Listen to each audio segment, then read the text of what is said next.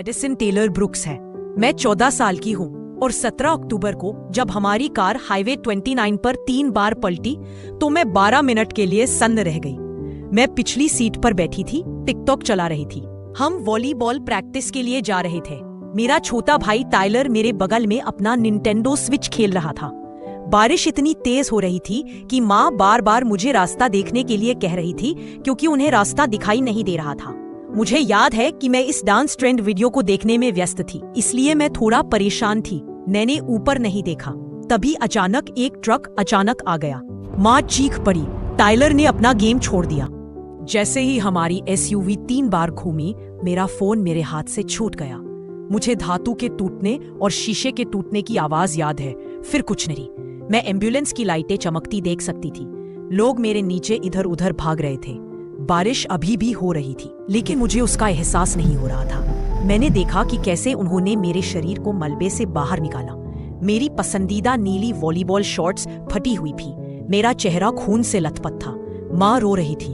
एक fire fighter उन्हें रोक रहा था। टाइलर पहले से ही एम्बुलेंस में था। मैंने चिल्लाने की कोशिश की, माँ मैं ठीक हूँ, मैं यही हूँ, लेकिन वो मेरी आवाज नहीं सुन सकी। फिर सब कुछ सचमुच उजाला हो गया। एम्बुलेंस, हाईवे, माँ, सब कुछ धुंधला गया। मुझे लगा जैसे मैं किसी रोशनी की सुरंग से गुजर रही हूँ। ये डरावना नहीं था, ये गर्म महसूस हुआ, जैसे आप गर्मी के पहले दिन धूप में खड़े हो। तभी मैंने यीशु को वहां खड़े देखा और वो संडे स्कूल की तस्वीरों जैसा बिल्कुल नहीं था। वाह, मेरे पास शब्द भी नहीं है।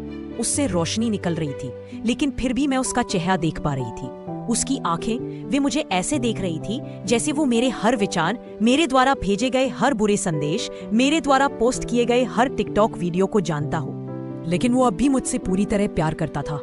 जब वो मुझे देखकर मुस्कुराया तो मुझे लगा जैसे मैं घर पर हूँ, सचमुच घर पर। ओक रिज वाले हमारे घर जैसा नहीं, बल्कि कुछ और गहरा। मैडिसन, उसने मेरा नाम लिया और वो संगीत जैसा लगा।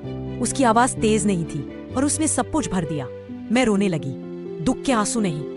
मुझे समझ नहीं आ रहा कि इसे कैसे समझाऊं। मैंने बस एक साथ सब कुछ महसूस किया।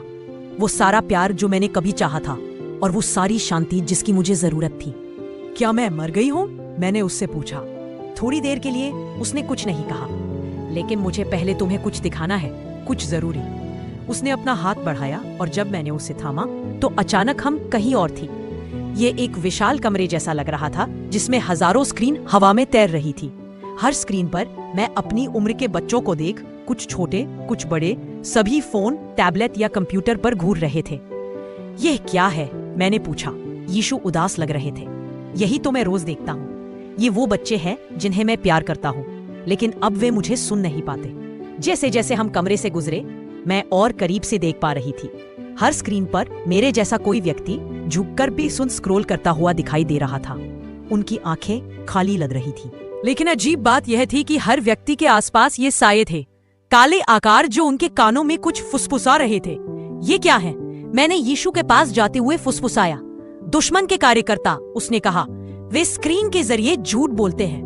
वह मुझे एक स्क्रीन पर ले गया जहां लगभग मेरी ही उम्र की एक लड़की इंस्टाग्राम स्क्रॉल करते हुए रो रही थी। उसके गले में एक मोटी जंजीर जैसी चीज थी और उसके सिरे पर उसका फोन था। उसकी उंगली के हर स्वाइप के साथ साये उस जंजीर में और करियां डाल रहे थे। यीशु ने कहा, उसका नाम एम्मा है। वह खुद को बेकार समझती है क्योंकि वह उन फिल्टर की गई तस्वीरों जैसी नहीं दिखती जो वह देखती है। वह हर दिन 6 घंटे खुद की तुलना झूठ से करती है। मुझे उल्टी सी महसूस हुई क्योंकि मैं भी ऐसी ही थी। मुझे याद आया कि मैं अपने बेडरूम में रोई थी क्योंकि काइली ने अपनी जन्मदिन की पार्टी की तस्वीरें पोस्ट की थी जिनमें मुझे आमंत्रित नहीं किया गया था। मैंने उस रात 3 घंटे सबके आदर्श जीवन को स्क्रॉल करते हुए बिताए थे। यीशु ने स्क्रीन को छुआ और मैं एम्मा के विचार सुन सकी। अगर मैं अब यहाँ नहीं रहूंगी तो किसी को कोई फर्क नहीं पड़ेगा। देखो बाकी सब कितने खुश हैं। लेकिन यह सच नहीं है, मैंने कहा, और लोगों को परवाह होगी। तुम समझ रहे हो, यीशु ने धीरे से कहा, लेकिन वो अब सच नहीं सुन सकती। उसकी स्क्रीन से आवाजें बहुत तेज हैं। हम दूसरी स्क्रीन पर चले गए। एक लड़का शायद 12 साल का एक हिंसक गेम खेल रहा था। गेम में हत्या के साथ उसके आसपास की परछाइयां बड़ी होती जा रही थी। वह पीला पड़ रहा था। उसकी आंखों के नीचे काले घेरे थे। यीशु ने कहा, वह 3 साल से रात में 4 घंटे से ज्यादा नहीं सोया है। गेम उसे वही रखने के लिए, उसे उनकी जरूरत महसूस कराने के लिए डिजाइन किए गए थे। उसके माता पिता को पता ही नहीं चलता कि वह हर रात 3 बजे तक खेल रहा है। उसका गुस्सा बढ़ रहा है। उसकी करुणा महसूस करने की क्षमता कम होती जा रही है। मैंने टाइलर के बारे में सोचा और कैसे उसने पिछले हफ्ते अपने खिलौने को मुझ पर फेंक दिया था जब माँ ने उसे रात के खाने के लिए अपना खेल बंद करने को कहा। यीशु ने मुझे और पर्दे दिखाए। बच्चे हंसते हुए सहपाठियों को क्रूर संदेश भेज रहे थे। लड़कियां ध्यान आकर्षित करने के लिए अनुचित तस्वीरें ले रही थी। लड़के हिंसक और यौन सामग्री देख रहे थे जिससे उनके आसपास की छायाएं खुशी से नाच रही थी। हर जगह फोन और टैबलेट छोटी सोने की चेन की तरह चमक रहे थे। मैडिसन, यीशु ने मेरी ओर मुड़कर कहा, क्या तुम जानती हो आपने अपने जीवन में कितने घंटे स्क्रीन देखने में बिताए हैं? मैंने सिर हिलाया। उन्होंने अपना हाथ हिलाया और मैंने देखा कि 1 घंटे के चश्मे की तरह लग रहा था, लेकिन रेत के बजाय यह मेरे जीवन के क्षणों से भरा हुआ था, ऐसे क्षण जो मुझे कभी वापस नहीं मिलेंगे। मैंने खुद को सोफे पर बैठे देखा, जबकि मेरी दादी ने मुझे अपने बचपन की कहानियां बताने की कोशिश की, लेकिन मैं YouTube देख रही थी। मैंने सैकड़ों सूर्यास्त देखे जिन्हें मैं भूल गई थी क्योंकि मैं वास्तव में उन्हें देखने के बजाय सेल्फी ले रही थी। मैंने अपने भाई को नजरअंदाज करते हुए देखा जब वह खेलना चाहता था क्योंकि मैं अपने टिकटॉक स्क्रोलिंग को रोक नहीं सकती थी। 8422 बजे यीशु ने चुपचाप कहा, आपके जीवन का कितना हिस्सा एक स्क्रीन को दिया गया है? मैंने अपने दिमाग में गणित किया जो मेरे जीवन के 1 साल से अधिक था चला गया, लेकिन हर कोई ऐसा करता है। मैं शर्म महसूस करते हुए फुसफुसाई, हाँ, यीशु ने कहा, और इसलिए मैं आपको यह दिखा रहा हूँ। दुश्मन ने हर घर, हर सोने का कमरा, हर दिमाग में बिना किसी के ध्यान दिए एक रास्ता खोज लिया है। माता पिता अपने बच्चों को ये उपकरण बिना यह समझे देते हैं कि वे उन्हें छोटी नशे की लत वाली खुराक में जहर दे रहे हैं। फिर यीशु ने मुझे कुछ ऐसा दिखाया जिसने मेरा दिल तोड़ दिया। उन्होंने मुझे सैकड़ों क्षण दिखाए जब उन्होंने मुझसे बात करने की कोशिश की। तब मैं अपने कमरे में अकेले थी, या स्कूल जा रही थी, या रात में बिस्तर पर लेटी थी। जब उनकी उपस्थिति थी तब वे मुझे सांत्वना देना चाहते थे या मेरा मार्गदर्शन करना चाहते थे, लेकिन हर बार जब मैं अपने फोन के पास पहुंचती तो मैंने उसकी आवाज के बजाय शोर को चुना। यीशु ने कहा कि सबसे बड़ी चाल ये थी कि जब वे वास्तव में पहले से कहीं अधिक अकेले होते हैं तो सभी को विश्वास हो कि वे जुड़े हुए हैं। अब मेरे चेहरे से आंसू बह रहे थे। क्षमा करे, मैंने कहा, मुझे नहीं पता था। यीशु ने अपना हाथ मेरे चारों ओर रख दिया। यही कारण है कि आप यह देख रहे हैं, मैडिसन, क्योंकि दूसरों को जानने की जरूरत है। फिर उन्होंने मुझे एक और दृश्य दिखाया। ये हमारा रहने का कमरा था, लेकिन अलग। मेरा परिवार बोर्ड गेम खेल रहा था। कोई फोन नजर नहीं आ रहा था। सब खिलखिलाकर हंस पड़े। बाहर बारिश हो रही थी, जैसे दुर्घटना के दिन हुई थी, लेकिन अंदर गर्म और चमकीला था। मुझे माँ की कुकीज पकने की गंध लगभग आ रही थी। ये आज रात हो सकती थी। यीशु ने धीरे से कहा, अगर फोन बंद कर दिए जाते। मेरा दिल टूटने जैसा लग रहा था। मुझे कभी एहसास नहीं हुआ कि मैं स्क्रीन को देखकर कितनी दिस कर रही हूँ। मैडिसन, यीशु ने कहा, यहाँ आपका समय समाप्त नहीं हुआ है। आपके पास साझा करने के लिए एक महत्वपूर्ण संदेश है। लेकिन मैं वापस नहीं जाना चाहती। उसके साथ रहना बहुत अच्छा लग रहा था। मैं तुम्हारे साथ रहना चाहती हूँ। वह उस मुस्कान पर मुस्कुराए जिसने मुझे पूरी तरह से प्यार महसूस कराया। मैं हमेशा तुम्हारे साथ हूँ, मैडिसन, लेकिन तुम्हारे परिवार को तुम्हारी जरूरत है और दूसरों को ये सुनने की जरूरत है कि आपने क्या देखा है। क्या वे सुनेंगे? मैंने पूछा। उन्होंने कहा कि कुछ लोग ऐसा करेंगे और चीजों को बदलना शुरू करने के लिए यही पर्याप्त है। उन्होंने मेरे माथे को छुआ और अचानक मुझे लगा कि मैं फिर से तेजी से सुरंग के माध्यम से उनकी रोशनी से दूर पीछे खींची जा रही थी। फिर दर्द होता है, इतना दर्द होता है। बीपिंग मशीनें, अस्पताल की रोशनियां, कोई चिल्ला रहा है, वो वापस आ रही है। हमारे पास एक पल्स है। मैं हवा के लिए हाँफ रही थी। मेरी छाती जल रही थी जैसे मैंने आग निगल ली हो। मेरा पूरा शरीर दर्द कर रहा था। मैं अपने बाएं पैर को हिला नहीं पा रही थी। मेरे गले में एक नली थी। डॉक्टरों ने इसे चमत्कार बताया। उन्होंने कहा कि मेरा दिल 12 मिनट के लिए रुक गया था। उन्होंने कहा कि मुझे मस्तिष्क क्षति होनी चाहिए, लेकिन मेरे सभी परीक्षण सामान्य आए। वे इसे समझ नहीं सके। माँ 3 दिन तक रोती रही। पिताजी, जो एक व्यावसायिक यात्रा पर गए थे, ने आने के बाद मेरे अस्पताल के कमरे से बाहर निकलने से इनकार कर दिया। टाइलर ने मेरे लिए एक कार्ड बनाया जिसमें लिखा हुआ था, सबसे अच्छी बहन, भले ही मैं हाल ही में उसके लिए बहुत मतलबी था। जब उन्होंने आखिरकार ब्रीदिंग ट्यूब को बाहर निकाला तो सबसे पहले मैंने कहा, मेरा फोन कहाँ है? माँ ने आश्चर्य से देखा। हनी, ये दुर्घटना में नष्ट हो गया था। और मैं रोने लगी। इसलिए नहीं कि मेरा फोन छूट गया था, बल्कि इसलिए कि मुझे राहत मिली थी कि वह चला गया था। मैंने जो कुछ भी देखा था उसे उन्हें बताने में मुझे कई हफ्ते लग गए।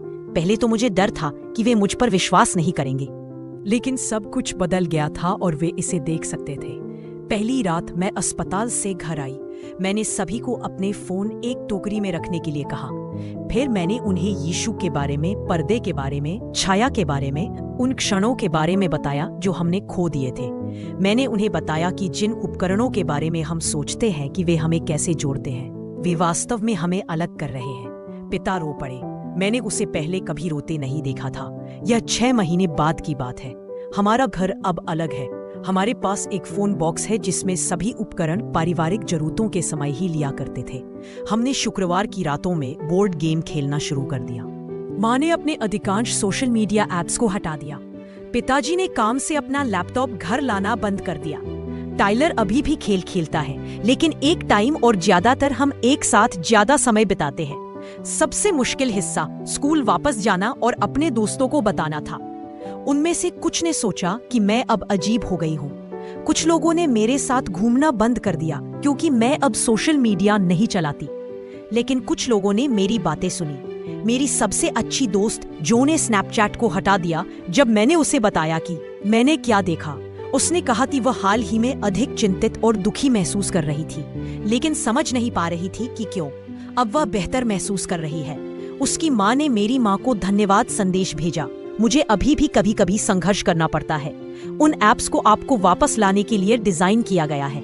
कभी कभी मैं माँ का फोन उधार लेती हूँ और खुद को बिना सोचे समझे स्क्रॉल करते हुए पाती हूँ, इससे पहले कि मुझे एहसास हो कि मैं क्या कर रही हूँ। आदत से मजबूर हूँ, लेकिन अब मैं महसूस कर सकती हूँ कि ये कब हो रहा है। जैसे यीशु ने जंजीरों को देखने के लिए मेरी आंखें खोली।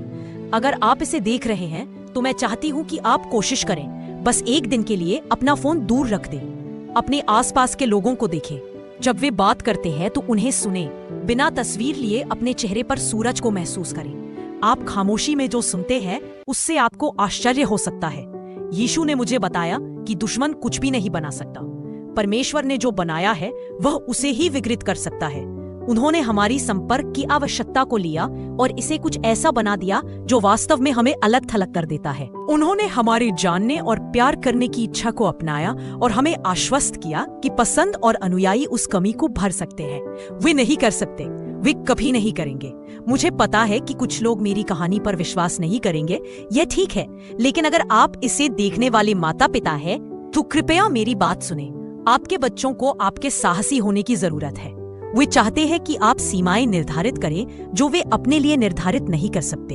उन्हें आपकी ऐसी जगह बनाने की आवश्यकता है जहां परमेश्वर की आवाज स्क्रीन से अधिक जोर से हो सकती है।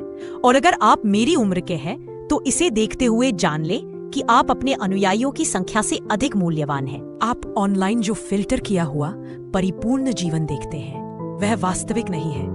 दुष्ट चाहता है कि आप विश्वास करें कि आप चूक रहे हैं, लेकिन सच्चाई ये है कि वास्तविक जीवन अभी आपके चारों ओर हो रहा है और यीशु आपका ध्यान आकर्षित करने की कोशिश कर रहे हैं। शायद यह वीडियो एक तरीका है जिससे वह ऐसा कर रहे हैं। मेरे पास सारे जवाब नहीं है।